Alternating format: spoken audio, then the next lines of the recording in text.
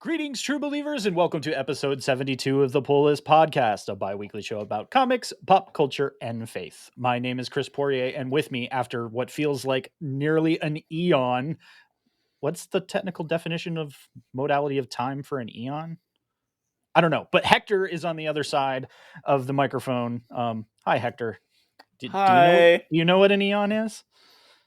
Uh, It's been eons. It's an Egon. I mean, he collects molds and spores. No, That's a I'm big just saying because if it's a bygone eon, it's an Egon. Oh, right. So that would be the past tense? Yeah, is Egon the past tense of an eon? That seems accurate. Is that I don't why? know. Is that why that's his name? It could be. Oh, Harold, we miss you so.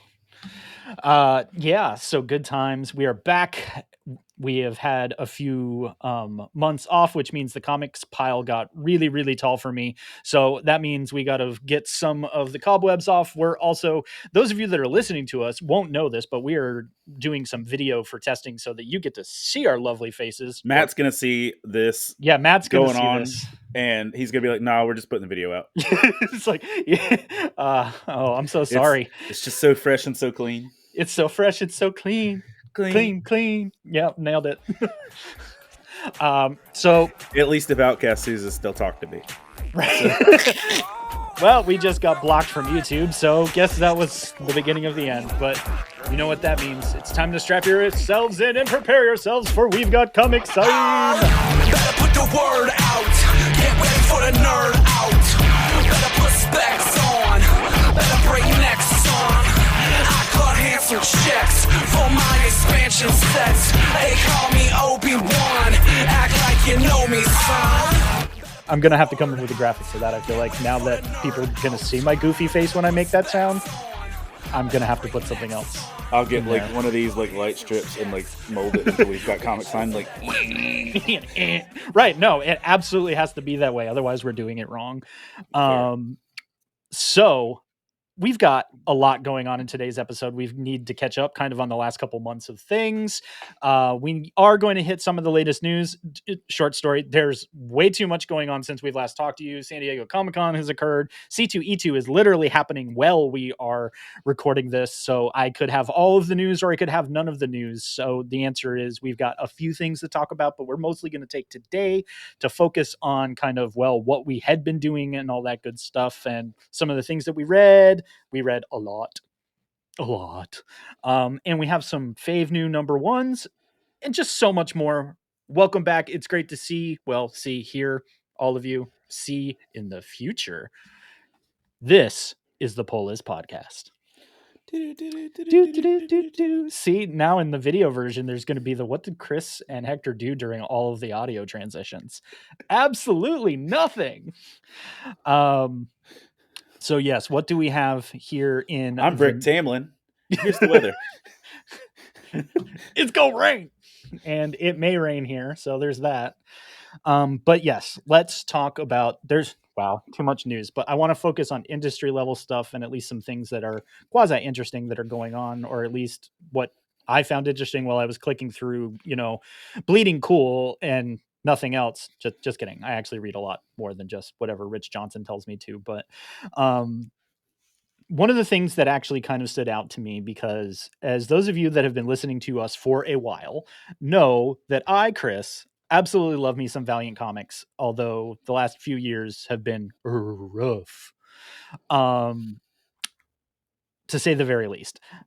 And so this is one of those moments of I'm happy / sad / not happy, because I don't like seeing failure in the comic book industry, but Valiant supposedly let go over 100 employees over the last week or so, and there are varying reports of what that looks like. Some people resigned, some people quit, some people were like, do I still have a job? And that's never a fun thing, especially we're seeing that kind of in the entertainment industry in general right now, because, economy things, the word recession or something or other, just general redundancies, downsizing, yeah. Mifflin.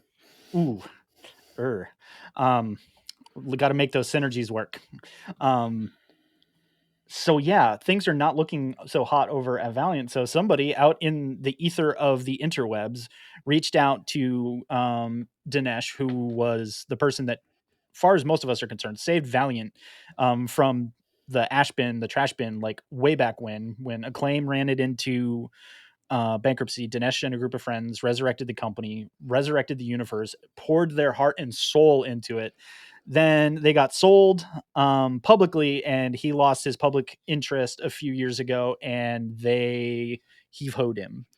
And they straight yeeted him and a lot of the people that saved Valiant once upon a time out into the wilderness.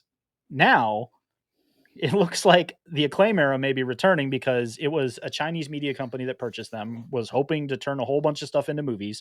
They made one movie. They made Bloodshot with Vin Diesel. You're welcome. Ooh, or not. Depends. And stuff. I'm just saying that Are you?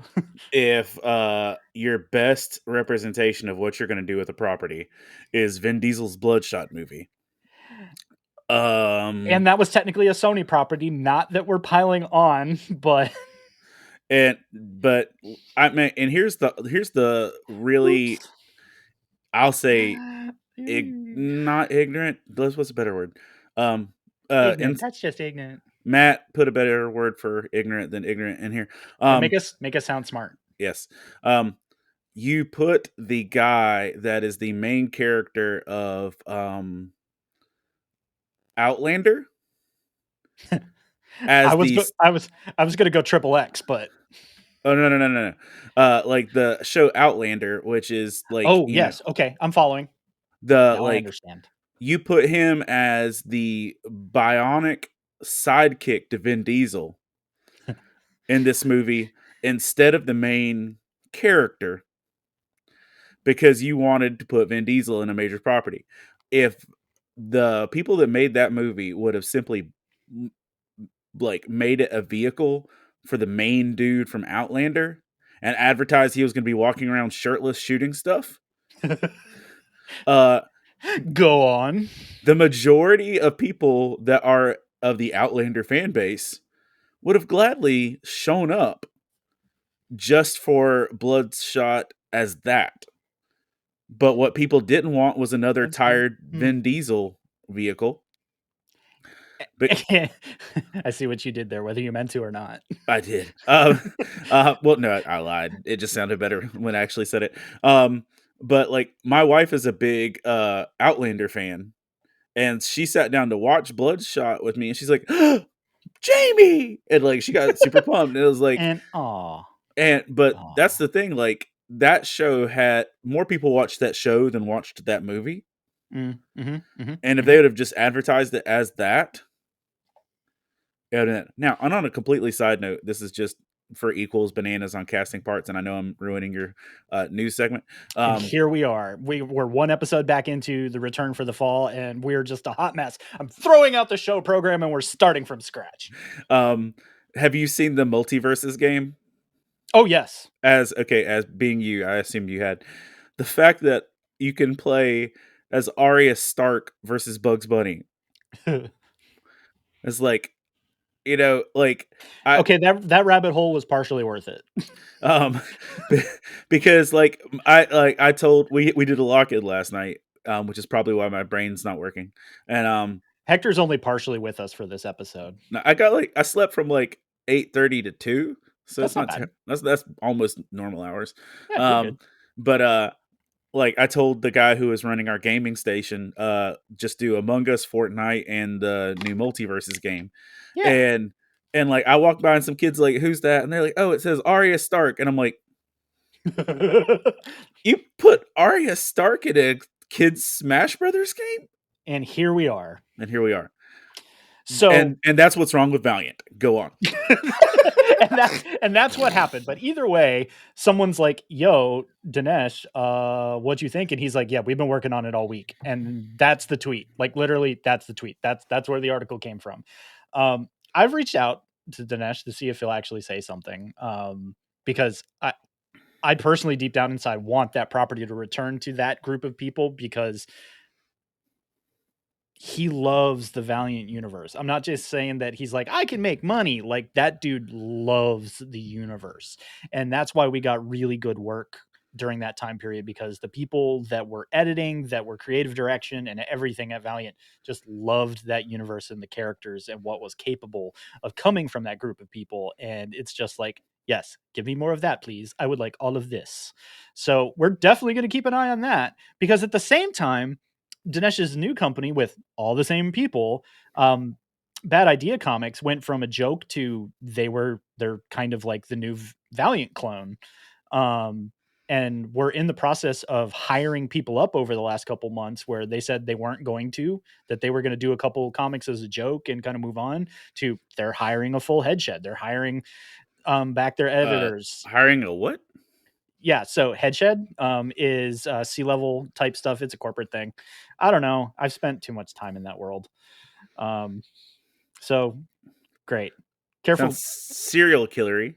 Also, don't Google that. So I'm curious. I want to know what's up. So I'm pins and needles, because I don't want Valiant to totally die. That would just kind of be depressing, because there are really great characters and everything going on over there. So I'm hopeful something good comes out of that, is the short version of this. Let's see. Some DC news, because the DC bros are back, and we're not going to talk about how DCEU's entire timeline released at San Diego is literally nothing but Bat movies. Moving on. Like what? Almost every, someone pointed this out on the timeline slide of it all is Bat Family. 100% of it. Go back and look at it. It's kind of depressing when you think about it. Well, and the stuff that's been announced is not even guaranteed at this point. Yes. And of course, I guess we can also interject that random news of an entire movie that is shot and completed they decided not to release. So rest in peace. And I'm only sad about that for because we don't get more J.K. Simmons as Gordon. Yep. That's a loss. I'm not honestly super sad at Michael Keaton not being, his Batman footage not being in there, simply because I know we might get more, but also the world already loves Michael Keaton. You're not wrong. The world world does love them some Michael Keaton. And so it's not like Michael Keaton is not Hayden Christensen. Right. He doesn't need a redemptive arc. Got it. Michael Keaton does not need a redemptive arc. He never went down. But also I'm only a little sad for that because Brendan Fraser getting to play a DC villain. I was excited. Yeah. We're interjecting this into the news because it kind of hit my thing as we were talking about it. But there is a theory out there that the reason they binned, we're talking about Batgirl, is of a potential incoming sale. Now, why that makes sense is if you bin a multi-million-dollar project pre-sale, that is considered a loss on your balance sheet. So it technically can lower the cost of a company. However, and this has been done before in Hollywood, when you do that, you transfer the rights to said movie. So what you're kind of doing is you're trying to sweeten the deal by devaluing the company so you can lower the asking price, but putting intellectual property on the table that they're going to acquire and potentially release anyway. So it not being pre-released means that there's a bunch of stuff they don't have to tie up in potential contracts. It makes the deal look slightly better in the interim, and then it may get released and make the new company money anyway. So it's convoluted, but I'm told from a lot of people in media that this is actually a pretty common practice and might actually be a warning sign, because people have heard that there's a lot of disagreement in DC's editorial and creative shop on the movie side.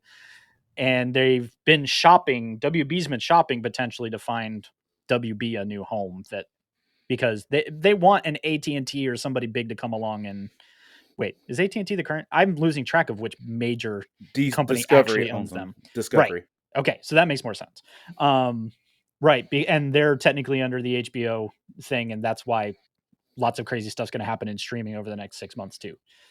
Welcome back, y'all. This But is this is the next hour on video streaming and WB-ness. The two I've heard thrown out are Amazon and Apple. Yep, me as well.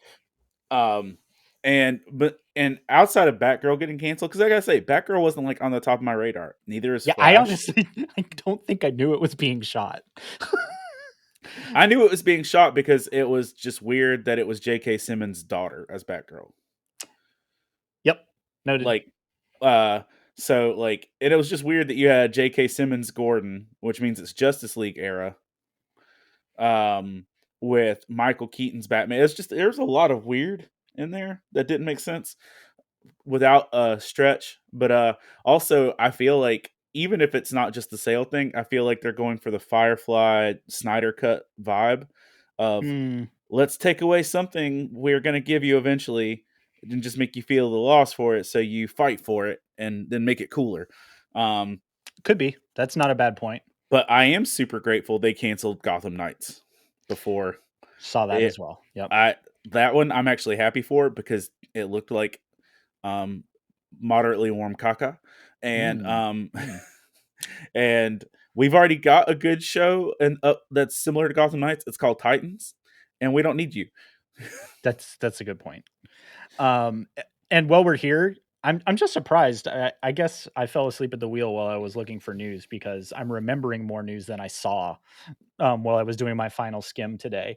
And the other thing that you absolutely didn't know you needed to know is Joaquin Phoenix's Joker Part 2. It's happening. Why? A, it's happening, and B, Lady Gaga is Harley Quinn. And it's a musical. Congrats. Here we are. But that's not the DC news I was here to talk about. But and it's a musical. For the love. Great. Because having Mark Hamill do a song in the Killing Joke animated disaster wasn't bad enough. Now we get a Lady Gaga Harley Quinn musical. Although, if anybody's going to do a Harley Quinn musical, that does feel right. Yeah, I'm not actually totally against it. It's just not on the top of things that I expected to see. Well, I still have not rewatched Joker because it was painful to watch. It was painful. It was well done. Yep. But painful. And supposedly that's the point. That's what they were going for. Right. But that does not necessitate replay value or desire for a sequel. Also valid. Well, cheers. Cheers. For sure. So DC news that I actually wrote down is this is the 30-year anniversary of the death of Superman. Yes. Yeah, it is. And to celebrate it, at first they teased nothing but the bloody symbol of hope, and they're like, something's coming. And all of us, ooh, yee. That hits a little close. I was really concerned we were about to redo this as opposed to revisit it, but thankfully it is a revisit for the 30th anniversary. They're going to kind of do some one-shots. Yeah, there are going to be some one-shots telling different pieces of it. Some cool teams are coming together for it. So if you didn't get your morning armband the last time, you'll probably be able to find some today because if you still have yours sealed in the package, great. You and 47,000 million of your friends do as well. Mine's not sealed. I wore it. It's like I wore it. Every time someone would bring that in the poly bag and I was working behind the counter, they're like, I got the death of Superman. And I'm just like, how do I kindly tell you that is literally worth me giving you $1 for you to take it home? Because I got $1. I got $1. I got $1. Hey. DC made a lot of those. But it's kind of cool. For a lot of folks in our generation, a lot of folks, that was introduction to comics. Because DC's biggest sales thing has always been it killing their own characters. No lies detected. Both on the page and off. Ooh.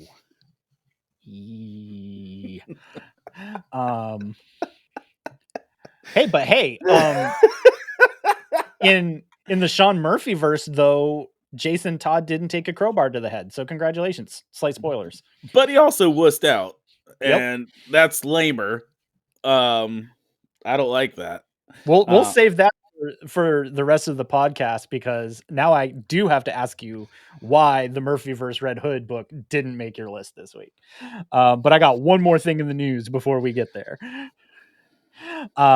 And that's Netflix is just going out and buying as much copy for comic book related content they can, hoping that they will find the next thing. And Matt Kent's about to see that payday again, because Mind Management got picked up by Netflix. Mind Management is really kind of a make your head hurt type of book. And Matt even recently turned it into a tabletop game.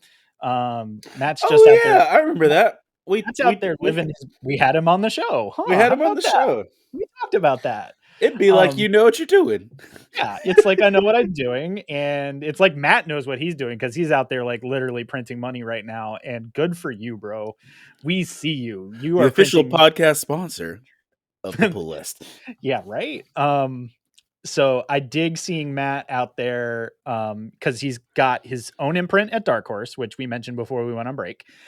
He just sold the rights to Mind Management. He has a game that everybody loved over the last year. He's at Gen Con this weekend hanging out with all of his tabletop bros, because Matt's like, wait, all you nerds love all the nerdy things? And this isn't a Matt. I'm sorry. This makes it sound like Matt's like the money. No, Matt's just a nerd like the rest of us. And he found out that tabletop is super duper fun, and he likes just hanging out with nerds all the time. And if he adds tabletop conventions to comic book conventions, he can live at conventions. And he really does seem to enjoy that. So hi, Matt. Have fun. Hope you're having the fun at the Gen Con and stuff. So yeah. That's the news. There's lots of stuff going on. San Diego had tons of stuff. We might revisit it, but I know that our buddy Matt actually did a recap with his show. So if you kind of wander your way over to the Love Thy Nerd podcast network, you can find that. It was within the last couple of weeks. So I'm just going to say thank you, because that's a lot of stuff. And I'm reading comics, lots of comics. So that's your look at the industry. You can come hang out with Hector and I on the Facebook and the Discord and all that good stuff. We love talking about this stuff. Hector still rolls his eyes at Discord, and now you can actually see it. You can live in my pain. You can't if you're listening to this episode, but when we start doing some of these more in video, you get to see what I see. I see you. Somebody came by a con and was talking and asked me why I'm never in the Discord, and I'm like, no, no, I just don't want to. It's like, no. Hector's too good for Discord. I'm not too good for Discord. I'm old and I'm tired and I don't want to learn new technology. I bought a Zune to replace my stolen Zune and had to recode my computer to be able to update it, because the software doesn't exist anymore. And I'm staying in that bubble, baby. I'm staying in that bubble. I don't want you Spotify. I don't want you iTunes. I want to make my shuffle playlist of like 30,000 songs on Zune and stay there. Zune. So Discord, yeah, and it's not personal. And I love you all. But no. Wow. The next LTN con that I have to pipe in on for an internet thing, sure. Past that, no. Hector just said too bad. That's fine. I'm there occasionally. Well, I literally did have someone come by at GalaxyCon and ask me when we were starting a Faith and Fandom Discord. For and you were like, oh, what now? I'm like, you could text me. If you text me all of your wonderful comic book questions, I will answer them for you one at a time. Yes. SMS rates may apply. Oh, that's trouble. All right. Well, we should probably talk about some comics before people like stop listening. But I think we have to start. Yeah, so Hector is about to drop a pile of comics on his desk. I'm not dropping them. It'd make a mess. Yeah, okay, don't do that. Yeah, I took a picture of my pile. I commented my pile on your pile. Yeah, I saw. So you can check that out over on the Book of Faces. It's probably on the Twitter too. I don't know. There's places we do things. We're socially savvy occasionally. I felt like before we got into kind of our top fours and everything, because we're covering 2.5 months worth of time, which is a lot. Yeah. It was really hard. I kind of create like this is my go-to pile for this week, and I kind of move things in and out of it. And this was one of the harder ones, to be completely honest. But there are two books that I'm pretty sure if we don't talk about at least for this much time, which is a little bit of time, people are going to be like, what gives? Because this happened. You're right. This did happen. So, because they didn't make the top of either of our lists, just FYI. Batman transitioned out of whatever just happened into Chip Zdarsky's run, and Daredevil still Chip, but coming out the other side of Devil's Reign and renumbering at number 1 and kind of continuing on the story. I'm still super happy with Daredevil, but there was actually other stuff going on that I was like, I want to talk more about these. Daredevil transitions out of Devil's Reign, as far as I'm concerned, pretty well. I mean, a lot happened, and it's kind of hard to rack and stack all this stuff and all the people that died and didn't die, or isn't really important who died. Multiversal versions of Doc Ock in different bodies, and it's just stupid. All kinds of craziness. So Chip regrounds us in, okay, this is what's going on, and he's like, cool. He came full circle on the whole thing of, if you remember when that arc started way back when. So spoiler, not spoiler. Daredevil ends up, as far as he's concerned, accidentally killing someone. And it's that whole issue of, he didn't just rough somebody up, he murdered someone. And that whole reality, and technically manslaughter. Yeah. Manslaughter. Well, I mean, personally, he took that as, I took life. Yeah, right? yeah. That was the internal struggle, because that's a big deal about who Matt Murdock is.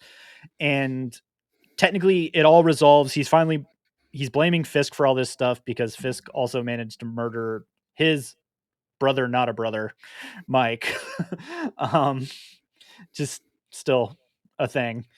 And this book just kind of drops you back in the deep end of the pool of Chip takes somebody extremely important to Matt Murdock from him, like instantly, and just like dumps Matt back in the deep end of the pool of, why do I do the things that I do? Because now he's back on, like, am I on the vengeance path, or am I on the I'm still doing good path? And I kind of dig it. That's where I ended up on it, at least, that they are doing the thing of Matt left New York, which he's done in the past. And it sounds, he started out doing some stuff side by side with Spidey, which is always fun. And then you find out that Matt was talking to you most of the issue, and you find out he was talking to the Punisher. So, yeah, Marvel. Which if you're not reading the Punisher stuff right now, are you reading any of it? No. Okay. Should I be? Let me say this. I've bought like 7 Punisher issues over the summer. Oh, dang. So like one shots and specials and all stuff. So if you're unfamiliar of what's going on, the Punisher has been made the Lord of Death by the Hand, like Elektra's old baddies, and they're basically having him teach what killing should really be, and they've made him into like this sort of messiah of massacres, and but they're doing this because, you know, they're super like vile, but it's like they're doing it to cheese off Ares. Okay. And Ares wants to fight the Punisher, which is just delightful. But the reason the Punisher is doing all of this is because the Hand has brought back his wife from the dead, and if he keeps doing it, they'll bring his kids back. Okay. So they both are doing that thing, and because of the Hand's interaction, Elektra is still functioning as Daredevil back in New York, by the way. So I'm curious if we're going to get a spin-off book, or if they're going to go back and forth in the Daredevil main line. Which I'm fine if they do. But now what it looks like is that she's going to have an issue with Punisher for kind of obvious reasons in the not too distant future. Okay, so yeah, you should be reading Daredevil, and you've heard the both of us say that, and apparently I should be reading Punisher. So okay, Marvel, congrats, you might have just figured out how to make me pick up a Punisher book. And that's exactly what happened. I picked it up just for because a dude at my shop recommended it, but then once we got into it, I was like, oh, okay, this is actually pretty entertaining. And then seeing how it played in with Daredevil was actually pretty smooth. Okay, excellent. So, Batman, Chip Zdarsky, 125. We went from the Williamson / transition period love letter to the 90s to issue 125. How'd that make you feel? How'd you feel about 125 and 126? Where we took a left turn real hard. 125, let me say this. 125 was crisp and felt like a nice, hold on, cha-cha-cha, the visuals, since we can actually do this. It's a book. It is I a see book. You can't see it, but it's a comic book. But also, 125 jumps in and gives us, I feel like a crisper vision. Yeah. For what we've had for Batman in a while. Yep. But it also like the first issue they almost kill Tim Drake. When I hit that panel, I was like, oh, Chip Zdarsky going hard. Chip is easily crumbling against or like tearing away at a lot of what makes like a lot of what's been built over the last year, I'd say, or not built. But like they almost killed him, and because we're 2 issues out, I'll say this: they do kill the Penguin. And the whole point behind that made me go, this is feeling more like King's Run, but not in a bad way. Yes, it had strong King vibes, but not in a bad way. And it didn't make my top of my list, especially 126, because I was like, oh great, another robot. Is this Fear State? Yeah, we'll see how this first arc wipes out. Because I see what they're doing, but I hope they get to the basically spoilers. So if you care, this is where you hit pause and you move on. But we already talked about he quote unquote killed the Penguin. The Penguin finally figured out the way that he's going to get Bruce Wayne is he didn't die in the attack. He literally waits for Batman to come question him at the hospital, downs a cyanide pill, and he's like, I figured out how I can get you. And he kills himself. And so, all the monitors go flatline and the nurses come in and Batman's standing over Cobblepot dead. And it's like, oh, snap. So Batman's about to go on trial again if caught because they now believe he murdered Penguin. And I was a toxicology should, but right. Against that or whatever, but whatever. Yeah, it's still, I was like, that's a comic book setup. I don't hate it. But there's you're introduced in 126 to a android / robot / whatever called Failsafe, which is basically if you played Metroid Dread, it's that. And literally it's that thing. But since we're already throwing out spoilers, can I just say that the best thing's the last panel, like to fight against whatever the failsafe is. Batman has a failsafe mentally. Oh yeah. Which we haven't really seen since Batman Rest in Peace with Grant Morrison's run. And you'd be like, Derek, what do you do? So where he says, I'm Batman. Yeah. So we see the return of the Batman of Zur-En-Arrh, which is Batman's mental breakdown self, according to Grant Morrison. So we'll see how that plays out. But it's just like you kill Tim, or you almost kill Tim, you kill Cobblepot, and you bring back the Batman of Zur-En-Arrh in your first 2 issues. And let's just talk about also the art shifting back in this direction. oh, when I opened that first book, I went, yes. And we're supposedly not going to lose him either. That, sometimes what happens, you get the big awesome artist for the first arc to get people rehooked, and then you move on. It's rumored he's going to be around a while, because there's another project that he's also doing, and everyone's like, oh no, he's going to leave, and he's like, no, going to do both, and everyone's like, yay. So I hope that's true, because when I hit the end of the Romita Jr. on Amazing Spider-Man, I went, ew.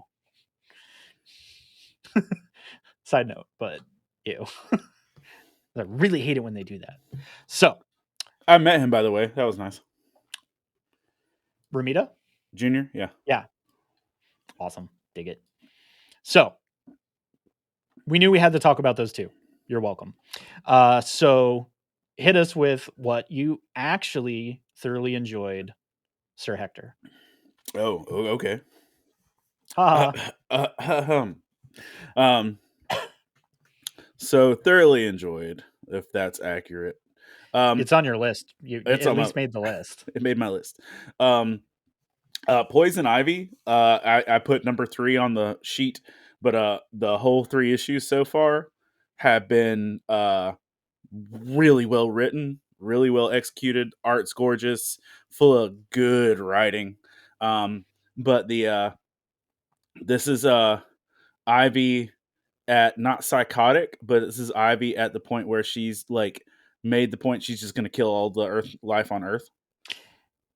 For the record, that happens a lot. Yep. But like this isn't like a grand like theatrical plan where she's doing something big in public for a hero to stop her. Got it. She's doing this low-key stealth, and she's basically already succeeded before the book started. So she's going like she's got this ridiculously toxic spore that she has cultivated or whatever, and she's going around spreading it cross country like by herself, so that by the time anyone knows about it, the world's doomed. Clever girl. And but like you're seeing a battle between her humanity versus her maliciousness. And you literally get some of the moments of the absolute most brutal kills you've ever seen Ivy commit. Ooh. Like way like horror stuff, like way more rough than some of the horror comics I've been reading. And then you see her get sidetracked because a lady asks her to help her tend to a garden, and she spends all day like cleaning it up. And if you're aware, sorry for the loud noises, I punched my screen. The somewhere in the past, if you followed Ivy's history in the last 3-4 years of comics, she got ganked in Heroes in Crisis, and then the Ivy that we were given was a seedling Ivy that had to grow and become a person. And somewhere in there, she merged with the green and got godlike powers. And she kept all of Gotham safe underground during Fear State. And then she lost all of that and had to give it up to save some people. And now she's angry that she had to be a hero, and so she's killing everyone. But there's only been 3 issues in. If I'm not mistaken, there's only 6 issues total. I believe it's only a 6-part. Yeah, I believe it's only a 6-part run. And by the trajectory of the first 3 issues, it's got legs for that. But if you don't have to know a ton, they will do some flashbacks to some of the post Fear State stuff. But it's just really well done. It's good storytelling at its best. On the flip side, I'm going to flip over to a book that's not good storytelling at its best, but it is fun. So it's a Marvel book, right? It is a Marvel book. I mean, granted, I already knew that, but that wasn't going to change my comment. No. So new Fantastic Four, and I'll say the same thing. First 3 issues. But Todd Turner is the biggest Fantastic Four fan I know, and he is. Hi, Todd. Hi, Todd. And you know, partially picked this up just to have something to talk about. Aw. Because we've been doing a slow breakdown of Identity Crisis, and I was like, oh, I should pick this up so I can talk to Todd. But it's I mean, come on, Mr. Fix-It Hulk, Ghost Rider, Wolverine, and Spider-Man as the Fantastic Four. That doesn't feel like the Fantastic Four. That feels like my team roster in Marvel's Ultimate Alliance. Um, um, And it's not the Bagman. it's not the Bagman. But are you reading this at all? I'm not. Okay, so let me tell you why you might like this. Stop giving me more stuff to buy. This is all this is. This is an hour-long sales pitch for us to buy each other comics. Yeah, and the rest of you. The rest of you have cursed us many times over. You're welcome. Okay, so I know how much you loved the whole Doctor Strange Vegas vibe. Okay, that was pretty good. Right. This is a direct offshoot of that. Dang it. The story takes place in Vegas. Darn you, Marvel! The story takes place in Vegas, and as an offshoot of the Doctor Strange Vegas thing, where hell literally was under Vegas. And it was literally Mephisto. Yeah, Probably. It was probably. There is a powerful hell lord / demon that has been gathering all the vagrants and wanderers of Vegas and turning them into demons, and they've been like manifesting under the streets of Vegas, just kind of prepping. So it is Mephisto. Yeah, well, Probably. this is like a Mephisto sidekick, maybe. He looks like Danny DeVito in a hoodie. I have to show you this now so that you know I'm not lying. So New Fantastic Four. Great. But this dude straight up looks like Danny DeVito in a hoodie. And let me find a better shot than that. But wait, there's more because there's Jesus stuff too. So because that's what I need. Yeah, the rest of you are getting ASMR of comic book pages turning. You are. You know what? I should that could be a whole podcast channel. Just a half hour of you turning pages. Turning comic book pages. I mean, I don't think that would be the worst podcast made. He's only in this one page, so I'm gonna show you this guy right here on this issue. Okay, like right there. Yep. Okay. Mm-hmm. He looks like Danny DeVito in a hoodie. Spitting image. There's this hell lord who has been gathering all the vagrants of Vegas, turning them into demons, and they run aground of a young priest, and like who's he's a shepherd, like a 20-year-old shepherd book-ish type, but somehow in a spiritual context, or he's a mutant, who knows, he in this issue discovers that he can wish things for people, so that his prayer life is freaking banging. So like when he says, I wish this, it happens. And he didn't know that he had this. So when he's like sees some trouble, he's like, man, I wish the Fantastic Four were here. Yoink, there they are. But as a fun point of interest, his prayer powers don't work on Ghost Rider. That checks out. And so there's something there which hasn't been uncovered yet. So all of these guys converge in Vegas to fight demons, and there's talk about God and demons and stuff like that, and it's just fun shenanigans. Wacky times. So Wacky if you want some moderately vague God talk, some Danny DeVito demons, and a ragtag group of not the Fantastic Four, this isn't a pitch for a new Spawn cartoon. This is what you want. Wow. So I've had a blast with it. It's on. I've officially added to my pull list at my shop. So right. There's that. On one that is a much easier sales pitch for you. Great. Money's gone. Money's Goodbye. gone. Yep. Variants. I'm not reading this either, and I'm guessing I probably should. Okay. First of all, those of you not watching, who probably can't watching, the finger is promptly pointed at the camera. First of all, it's a Gail Simone book. Check. It is Gail Simone writing Jessica Jones. Check. Yep. Gail Simone is one of the best writers in the comics industry, and when you give her a strong female character, She real good at it. Second, it's a Gail Simone book that's about Jessica Jones, and it's about all of Jessica Jones' variances converging on her life. Yep. So I have failed this city.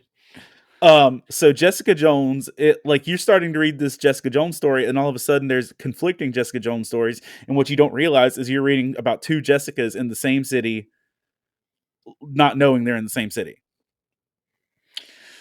Oh, okay. I got you. And then a third Jessica Jones shows up, who's basically Captain America. She calls herself Captain America, not Captain Carter or anything like that. She is Captain America. But picture Jessica Jones as Captain America. That's all you need to know. Got it. And then two of Jessica's variants are in her apartment fighting her, and she just starts smiling because Luke walks in. And they basically were threatening her daughter in a way, unintentionally.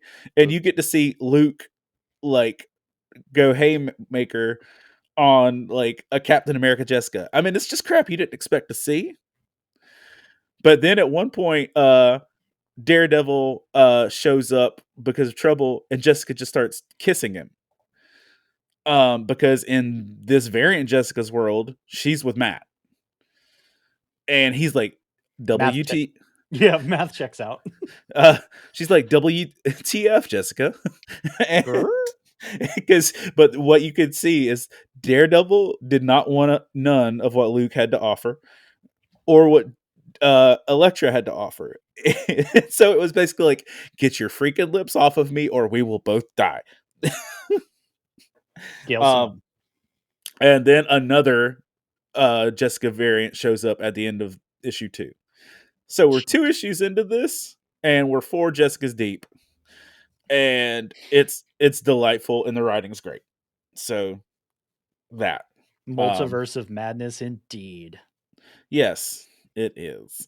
And then my last one is Black Adam number 2, and this is your dude that wrote Seven Secrets. Is that right? No, or what? No, Priest is writing Black Adam.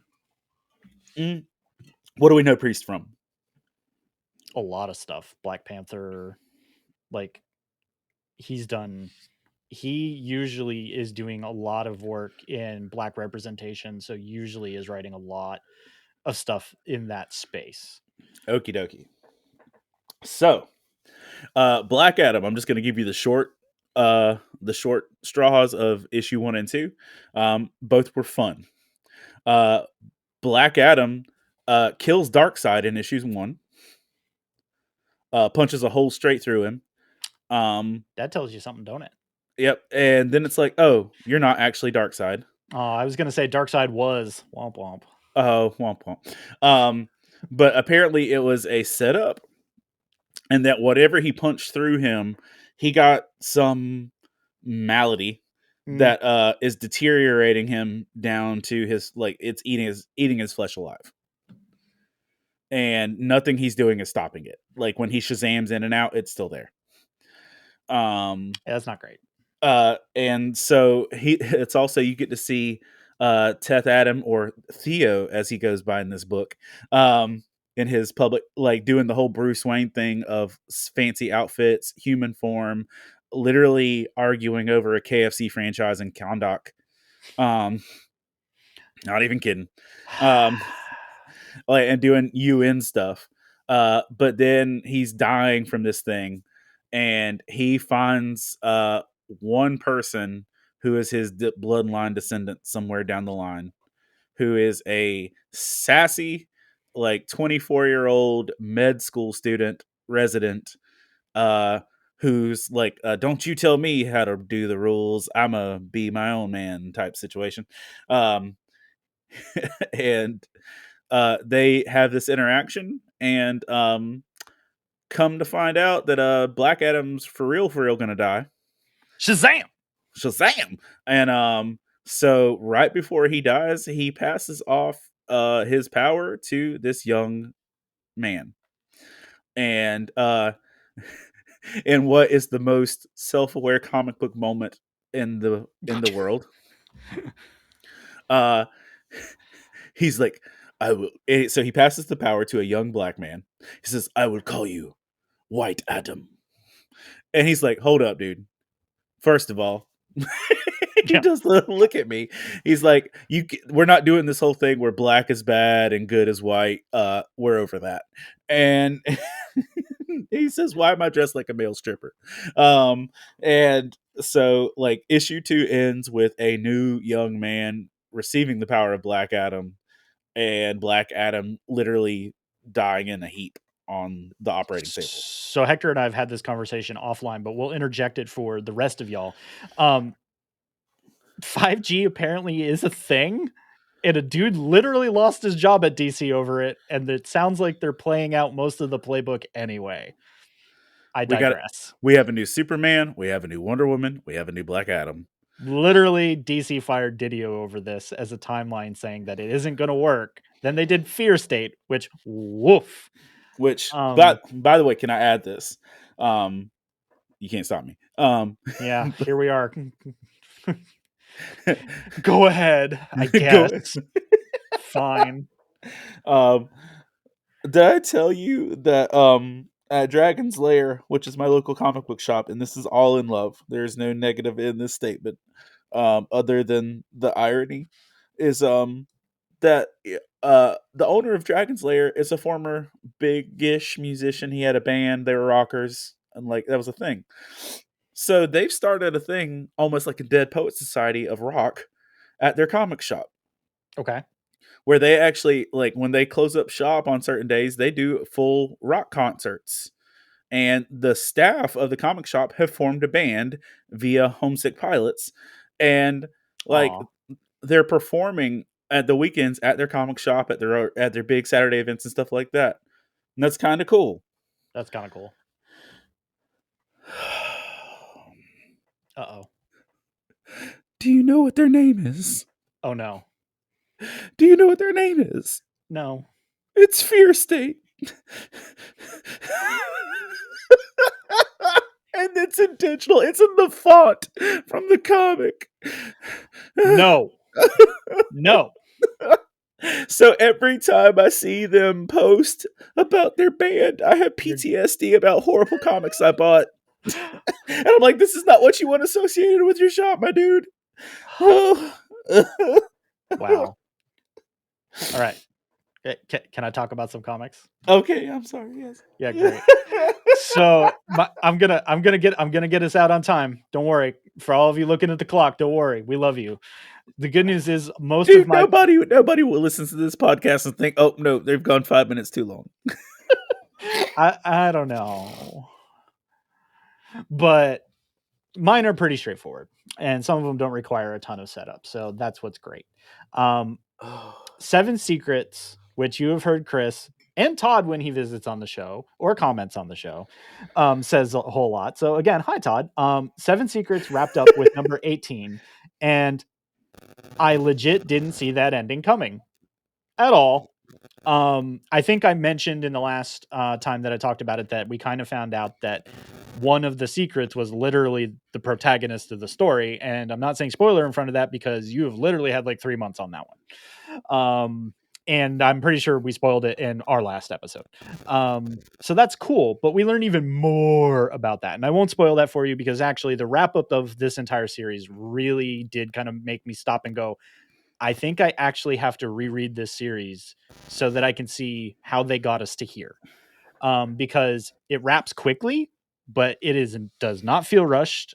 And it was just wrapped up really well. The book was pretty the whole way through. It's 18 issues. And I love when a comic comes together and it's a little under 2 years perfect of rolling through a book.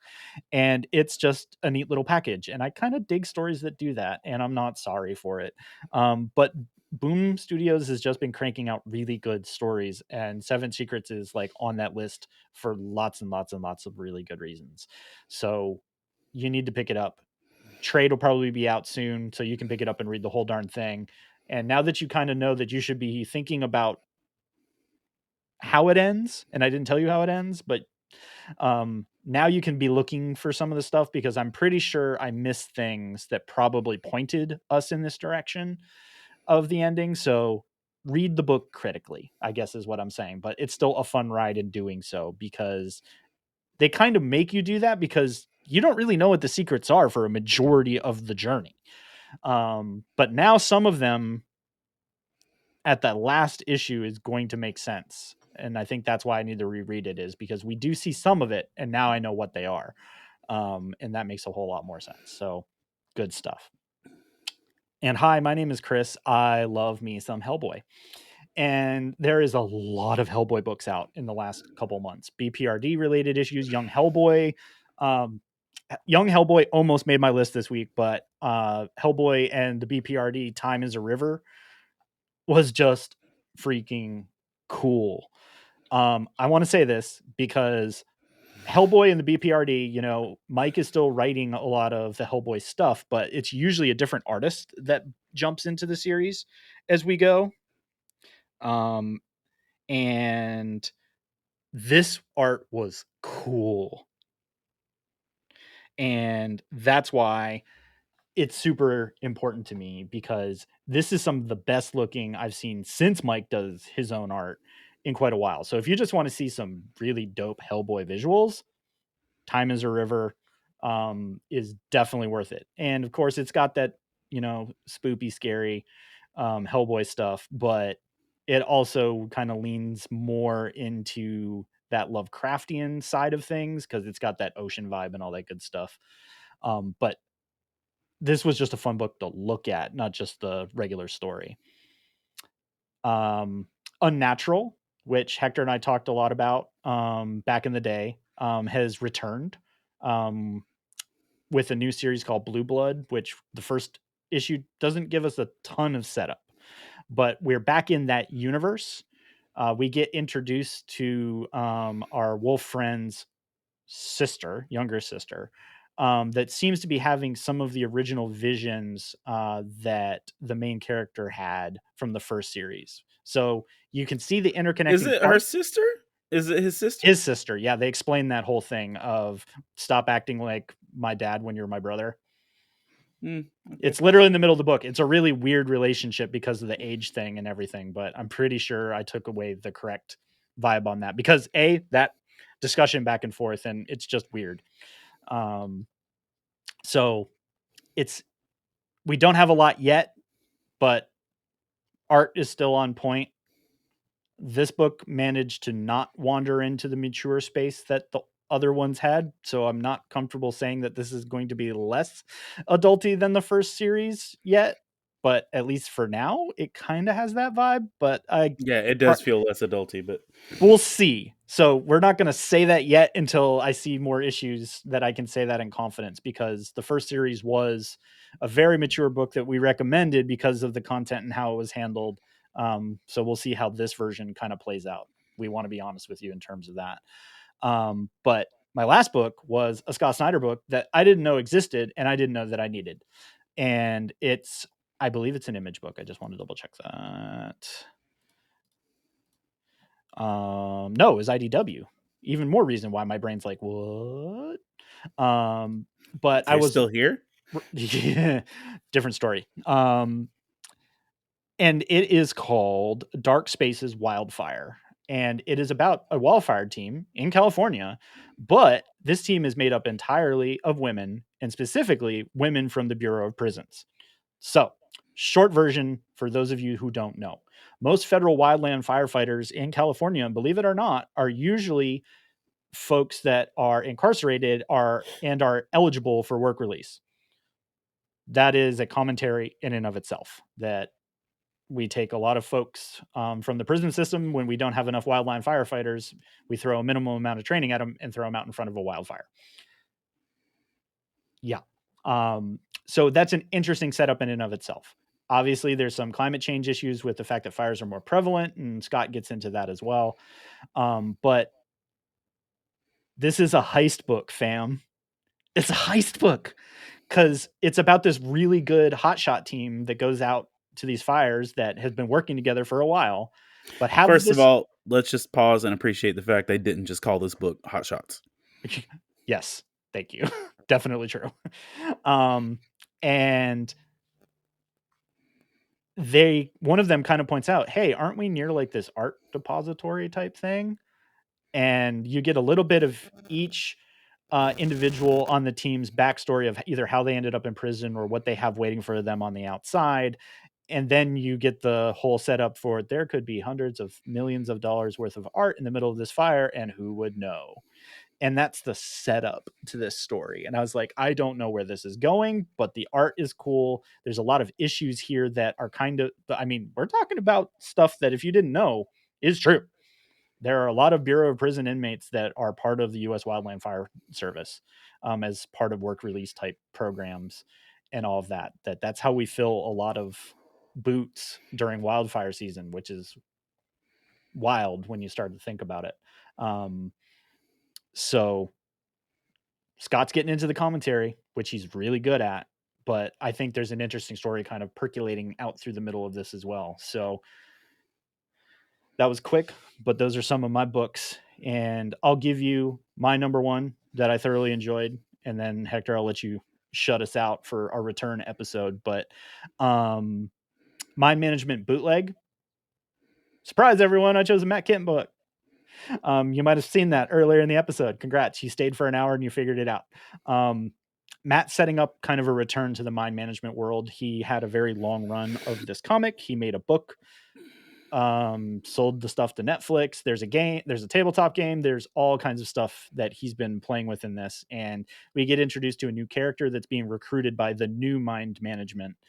And if you're looking kind of for that thriller / what on earth is going on type mystery, but also spy-ish type book, this is your jam. Hit me because we do need that.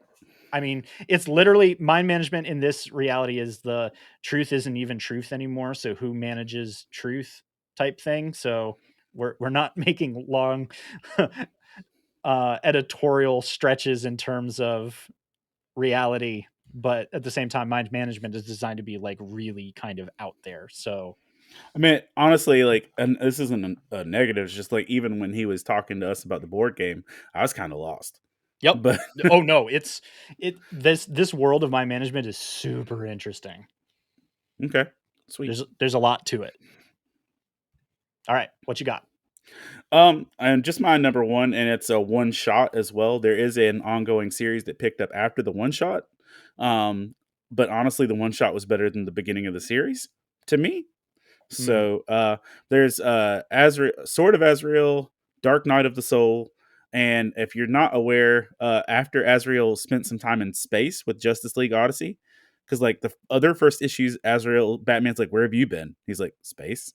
Like, okay, outer space. What? Yeah, that's literally the line. And Good. Right, yeah. But Azrael is working as a janitor and in a hospital, and he's like or an orderly or something, or maybe a nurse, either way. But he's just like praying for people and taking care of them, and then occasionally he goes out to be the fist of God's vengeance. And like one does. And there's like just some honest faith conversations with a dude in a hospital bed while he's also, flaming swording and, doing some Azrael stuff. Yeah. Doing some Azrael stuff. But so honestly, if you need any other further reason why I would recommend that, listen to other podcasts, you'll get it. But I like Azrael. I like Azrael. There's some moderately not out of context Jesus sprinkled in there, and Batman. Ta-da! Nailed it. But now the one shot was my recommendation, but also there is the number one of the new Azrael series. And here's why. I'll just for kicks and giggles throw this out there. This is the return of a character we've only met in another book. Oh, interesting. Guess who Azrael's big bad is? So for the first issue of the new Azrael series, Go on. Vengeance. Ooh, okay, right. So Bane's daughter, Bane's clone daughter, Lady Bane. Lady Bane. No, the Mighty Bane. Yes.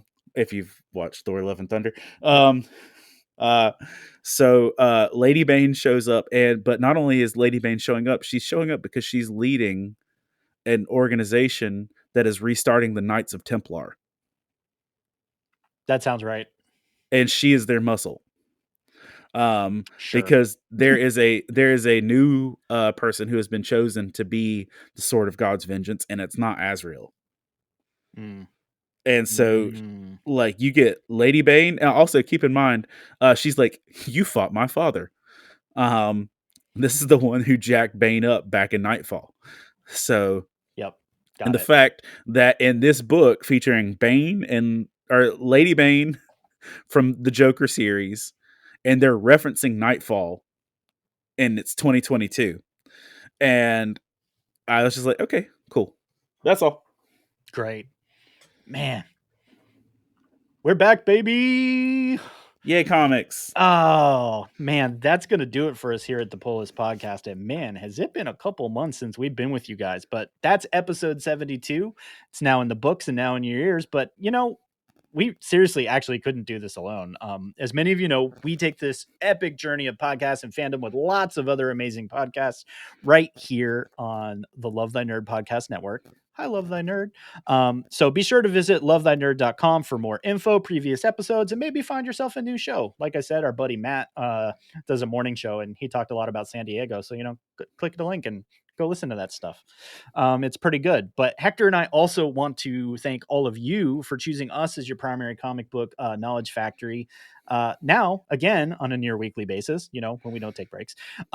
So don't leave us hanging. Rate, review the show on your favorite podcasting app of choice or on your Microsoft Zune if you still have one. We're on the iTunes, Spotify, Stitcher Radio, and all those places that Hector doesn't want to obtain his podcast from. But seriously, thank you guys. See, I broke Hector because all of this is written down, and I usually don't interject in the middle of the boilerplate at the end of the show. You are welcome. And now some of you are going to get to see this unfold in 1080p golden goodness in the future. So seriously, thank you for listening. And remember, kids, read more comics. Comics. Read more comics. Read more comics. I'm gonna take all 7